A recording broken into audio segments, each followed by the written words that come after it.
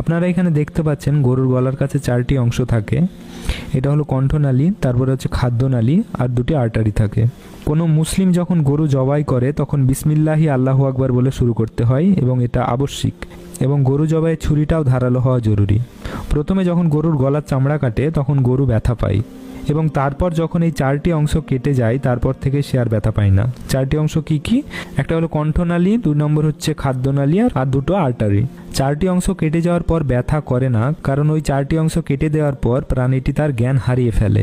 কারণ ওই ভেনগুলি কেটে দেওয়ার পর অনেক পরিমাণ রক্ত বের হয়, এবং রক্ত বের হওয়ার জন্য তার রক্তচাপের অনেক পরিবর্তন হয়, কিন্তু সেন্ট্রাল কর্ড অক্ষত অবস্থায় থাকে, তাই তার নার্ভাস সিস্টেম অ্যাক্টিভ থাকে।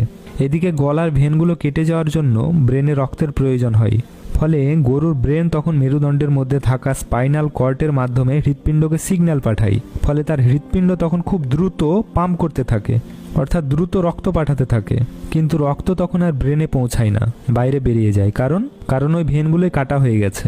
ফলে হয় কি, তখন দেহের সমস্ত রক্ত 7 থেকে 10 মিনিটের মধ্যে বাইরে বেরিয়ে যায়। তাই যখনই গরু জবাই করা হয়, গরু জবাইয়ের পর 7 থেকে 10 মিনিট গরুটিকে তার নিজের অবস্থায় ছেড়ে দেওয়া উচিত।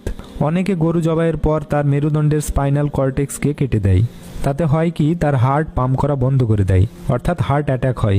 আর হার্ট পাম্প করা বন্ধ করে দিলে শরীরের সমস্ত রক্ত বাইরে বেরিয়ে আসতে পারে না। ফলে সেই মাংস যদি ভালোভাবে রান্না না করা হয় তাহলে কিন্তু শরীরের অনেক রোগ সৃষ্টি হতে পারে। তাই সাবধান এবং সতর্ক থাকবেন। ইসলামিক পদ্ধতিতে সঠিকভাবে গরুকে জবাই করবেন।